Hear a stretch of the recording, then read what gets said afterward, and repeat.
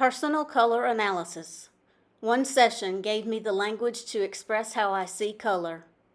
If you ever wondered why some clothes make you feel amazing and others just don't, this will show you exactly why.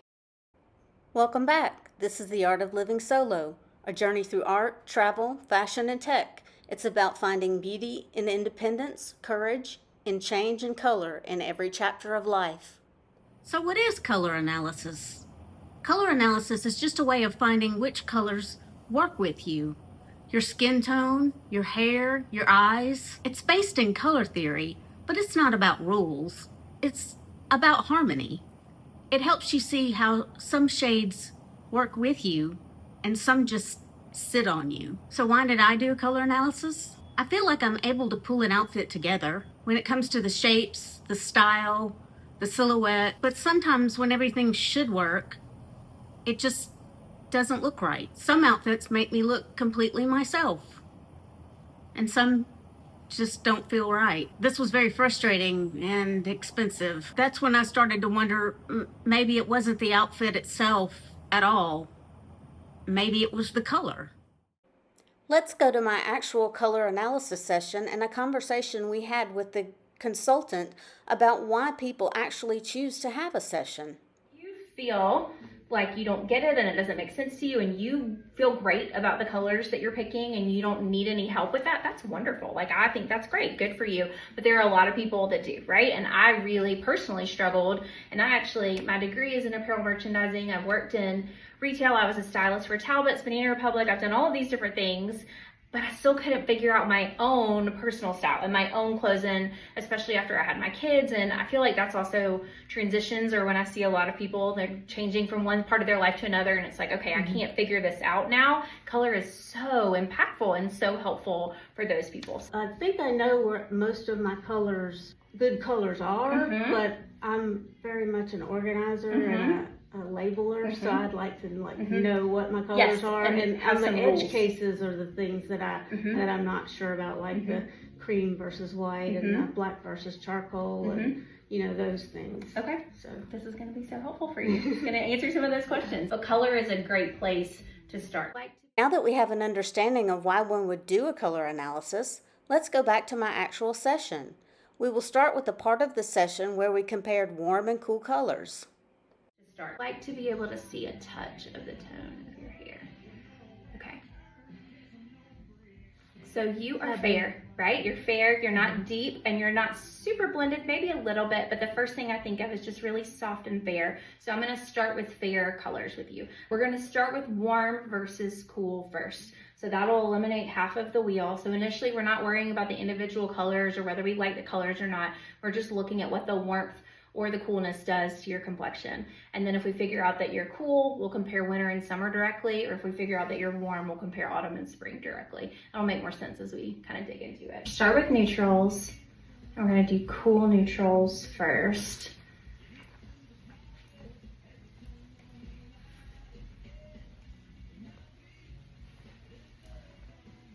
So is that pretty much a pure white? This one is called soft white. Okay, So it's not a bright white, but it's not cream either.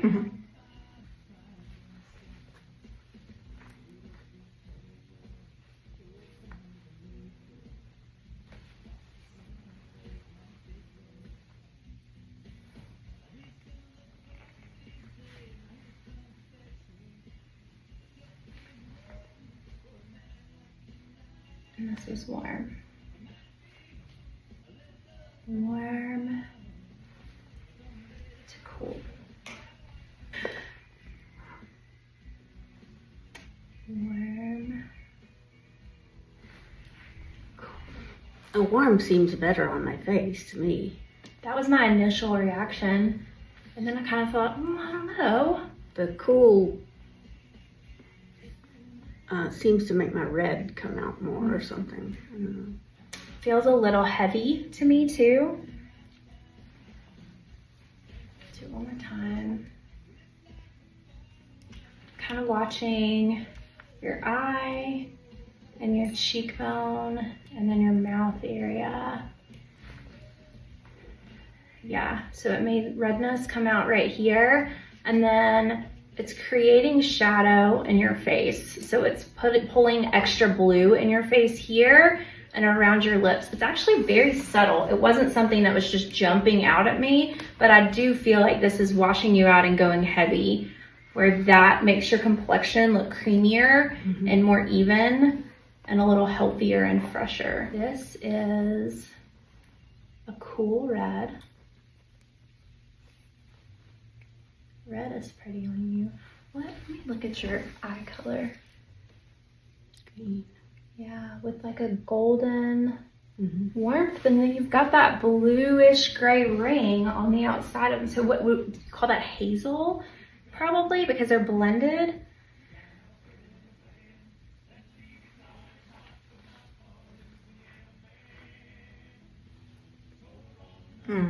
You're warm. Sometimes it takes us several sets of colors to see it, but to me that was just instant. What do you think, Melanie? Yeah, I think the warm. The brightness, but then there's just this beautiful freshness and lift. So when I kind of take a step back and like look at your complexion, it just, everything looks really creamy and soft. And then we go there, and it's like your face is fallen. Yep. It's shadowy, it's heavy, and I'm just not seeing evenness. So like you were saying, the red is coming out a little bit more. There's more texture here. And then just as soon as we go there, everything softens. This is actually a lot more really clear pretty. than the white. The white was hard.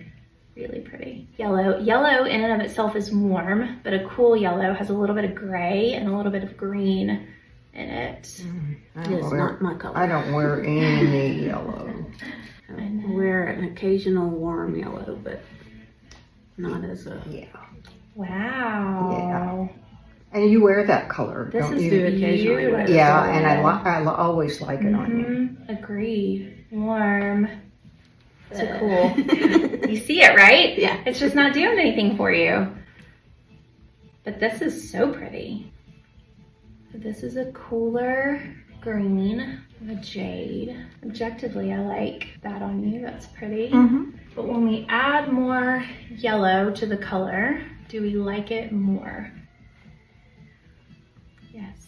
That just gave you really pretty color in your cheeks. It almost looked like you got a really pretty natural flush in your cheek. And that, it makes the redness stand out on top of your skin, where the warmth here helps it blend in to your skin. And that's the softness there. Where that now feels really heavy and kind of washed out on you.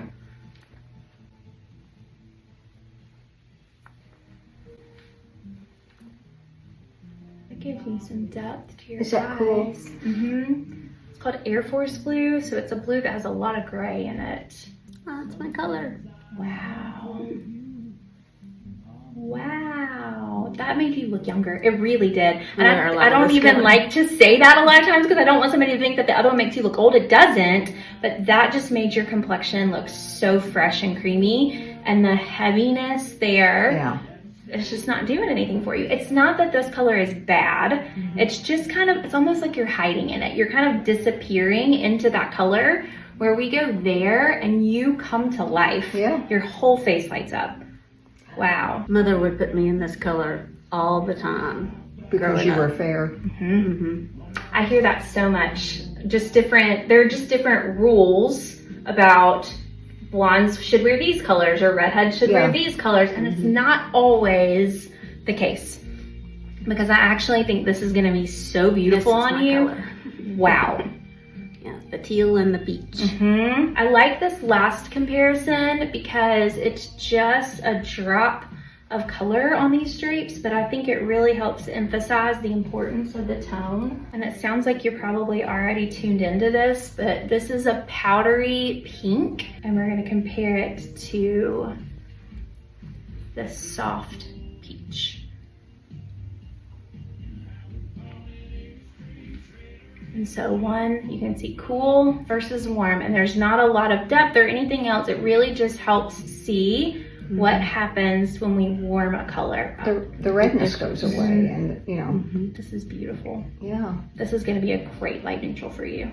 This soft, kind of peachy cream. Cream is gonna be better than a bright white. So ivories and off-whites and ecru's and things like that will be better than pink-based white. This is Now that we've seen the warm versus cool colors building, let's go through the reveal of warm versus cool and see the difference that each one makes on my complexion as it's revealed.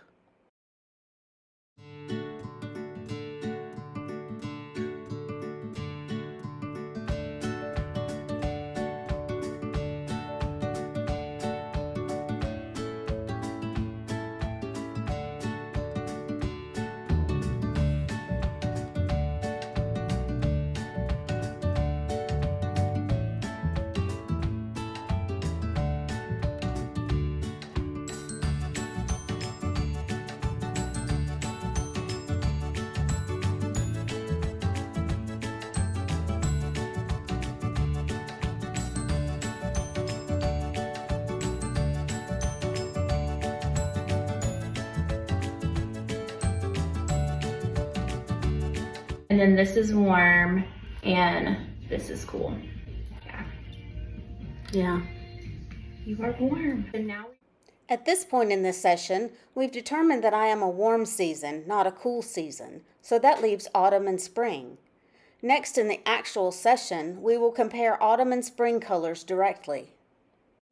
And now we are going to compare autumn and spring directly. Do you feel like you've learned something that you didn't know before, or is it all pretty well coinciding with what you thought? No, I didn't know what to call it. I didn't know to call it warm or cool. Warm or cool. And the yellow surprised me. Kind of wild how close those two seasons can be. The difference is, and I'll kind of show that more as we go in through this, is that the autumn colors have a richness to them and a depth to them because they're blended, where the spring colors are clear. So the autumn colors always look like they have just a little bit of muddiness to them, or like they've been washed with something that they shouldn't have been washed with. They faded just a little bit, where the spring colors are always crisp. And you'll see that more as we dig in. So this is cream, which is spring.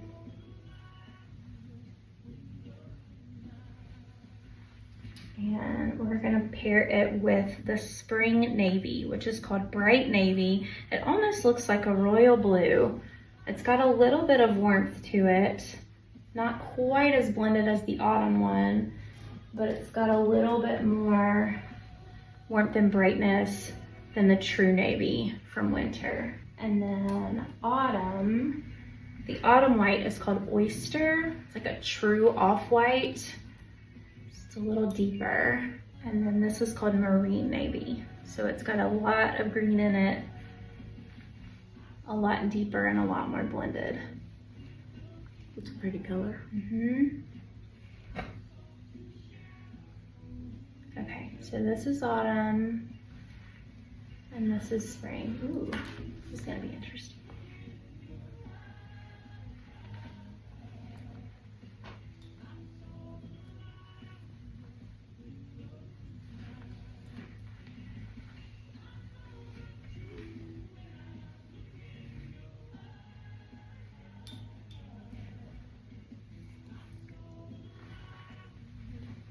I almost feel like because this one is so deep and blended, it doesn't feel like white.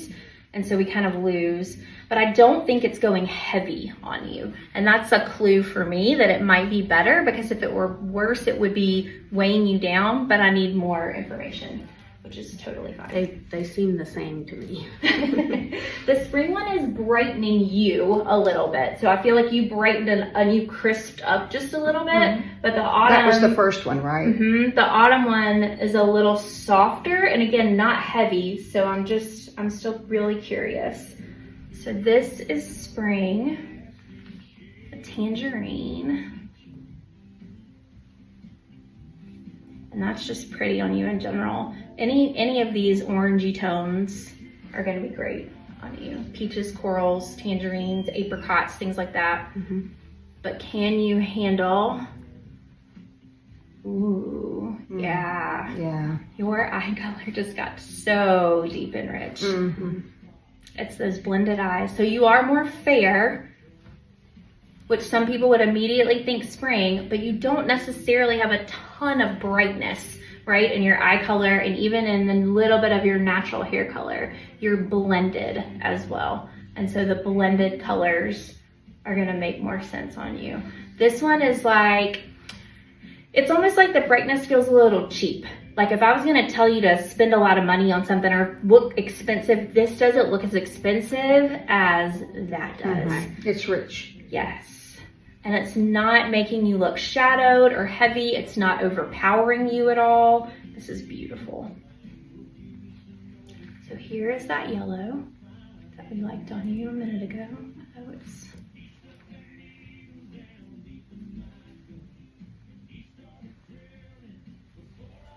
And we're going to compare it to this mustard.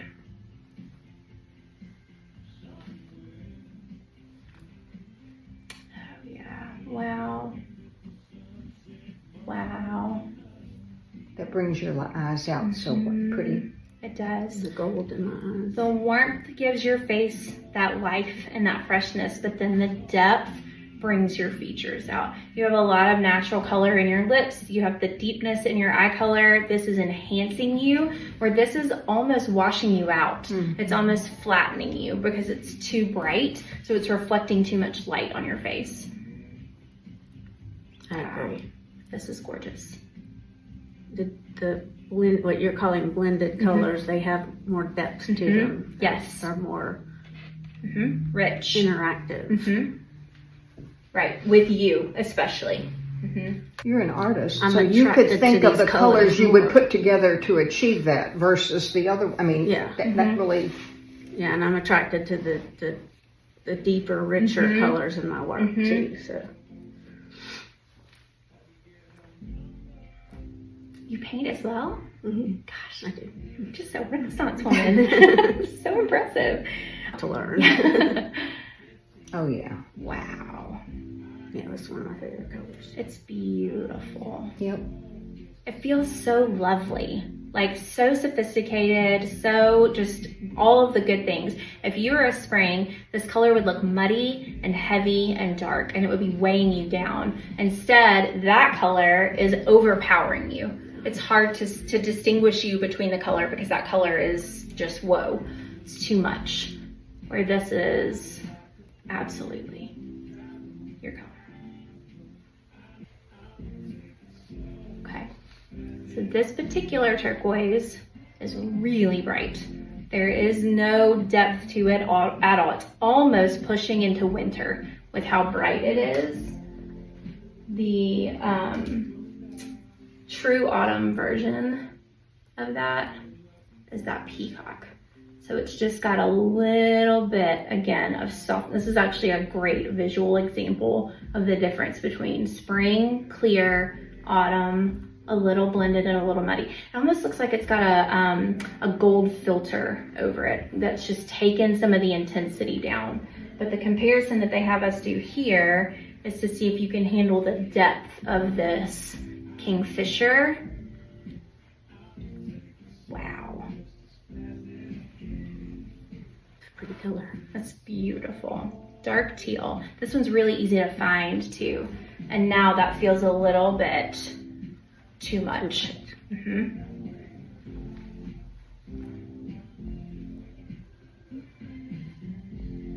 Okay, last one. This is called Salmon. This is gonna be pretty on you because it is a softer spring color and there's still warmth to it. Yeah. So it's not quite as neon as the last two that we've looked at, but the question is always, if we give it more depth, do we like it better? This color is called Rosewood, and it's an autumn pink, and oh my goodness, look at that. This is one of my favorite colors because it's neutral, but there's still something to it. There's still some color in it. This is beautiful on you. And now that feels a little flat. Even though it was pretty when we pulled it on, it's better when we add more depth. Okay. Now that we've seen autumn versus spring colors building, let's go through the reveal of autumn versus spring and see the difference that each one makes on my complexion as it's revealed.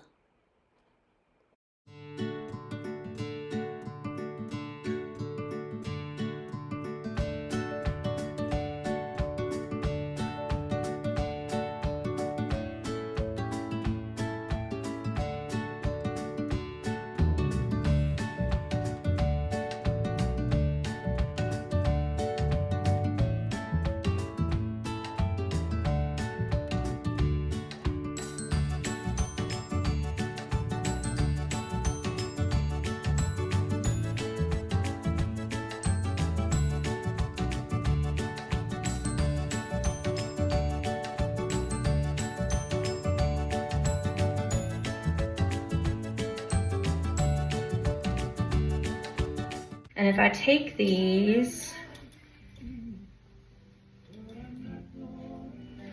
kind of drape them over your shoulder. Oh, how cool. These all look kind of flat, right? They almost look like a parrot sitting on your shoulder. It doesn't look like colors that would belong on your face. But then you see these, and they just look so much more expensive and like they would go with you. The autumn drapes against a spring look really muddy and dirty. They don't look pretty. They don't look rich and expensive. These look really almost tacky, right? Like really flat and just not, and I mean, even switching it, it's like, ooh, you are in autumn. I have a few key takeaways. I've been doing neutrals all wrong. I need to use more brown, less black, more off-white, less white, more neutrals in camels and greens. But I had a few confirming notes. I never liked pink and gray, and they're not in my palette. And I never liked pastels. They're not in my palette either. But my favorite colors in life are my wow colors in my palette. Upon reflection, it didn't change how I see color, it refined it. This session confirmed what I've always known as an artist and helped me define my palette more clearly, especially those edge cases, the neutrals that pull everything in life together. So this didn't reinvent my wardrobe colors, it confirmed them. It helped me fine-tune the neutrals and undertones that I already use in my art, my home, and what I wear every day. If you've had your color analysis done, what surprised you most? Or if not, what season do you think you are? Comment below. Next, I'm testing my travel capsule wardrobe based on this new color information. What pieces will go and what pieces will stay? What will I actually take to Spain with me? Do you have suggestions? Comment below. I'd like to say a great big thank you to Lauren Jones with the House of Color. She was a great consultant. This is the art of living solo, finding your true color, one layer at a time.